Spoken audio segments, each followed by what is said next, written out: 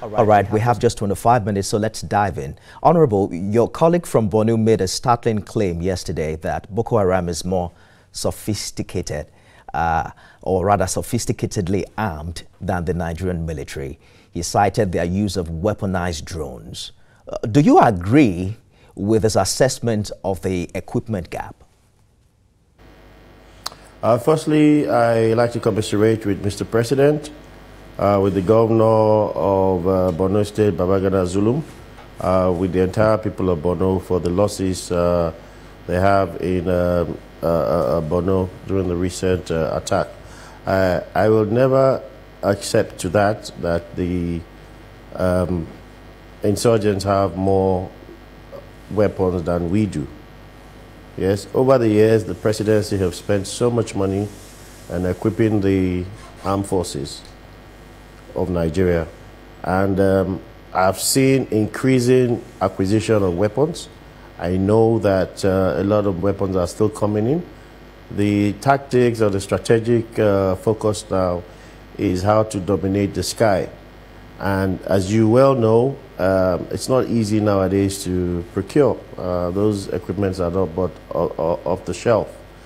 But increasingly, there's an increasing focus to buy more sophisticated weapons. And in the next couple of weeks, the Air Force will be launching some weapons which they intend to deploy to these theaters. So I do not believe that they have more sophisticated weaponry than the armed forces do. But, you know, in a situation of war that we're in, they use unconventional tactics to hit targets, and they run away. You know, so unfortunately that happened recently in Maiduguri, but the armed forces are up and doing, and in the fullness of time, in the not too distant future, you will see proper and coordinated approach towards dominating the skies. I remember in Turkey, the PKK used to threaten and bomb different parts of Turkey. But the Turkish government dominated the skies using drones and other air missiles and weapons. And that's what we're seeing. This year's budget alone, the Army aviation had a huge portion going to purchase of aircrafts and coal. The Navy as well. And the Air Force in 2 weeks will also come up. And this is part of Mr. President's efforts to ensuring that Nigeria becomes safe.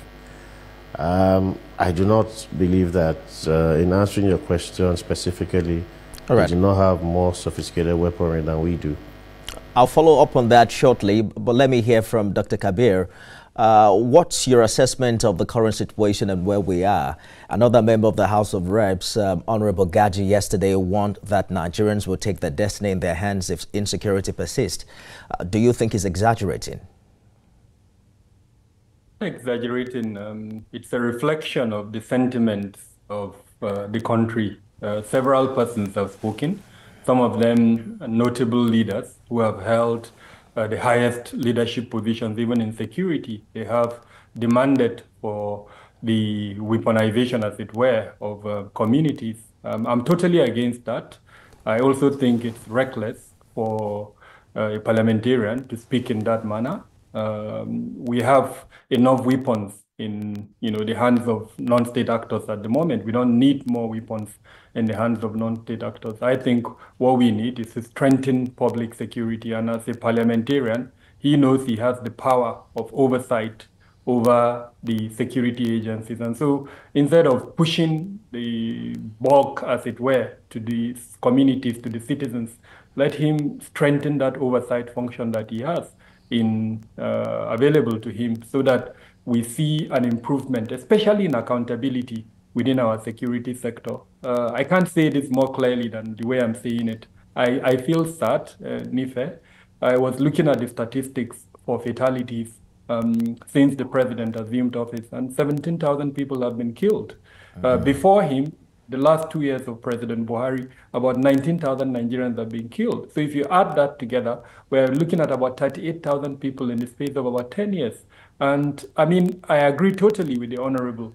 In terms of budgeting, in terms of procurement of equipment, the government has been doing amazingly well. And I'm one of the few persons who keep on commending President Bola Tinubu Ahmed's renewed hope agenda. But we need to tie that together to make sure there is an improvement, a visible improvement in public security. And the only way to do that is to make sure all the arms of government are working towards enhancing security. Each of them has a role to play.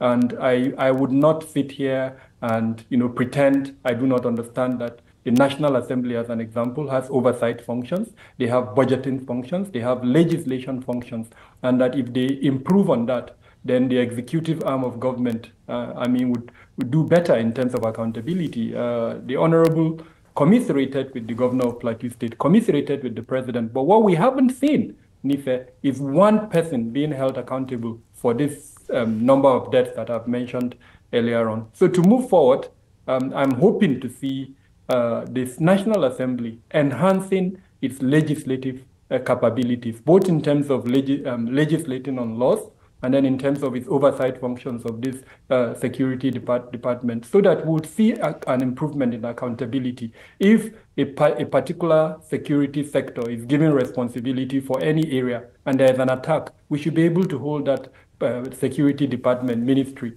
or agency responsible. Why did you allow that attack to happen? We're not doing that at the moment.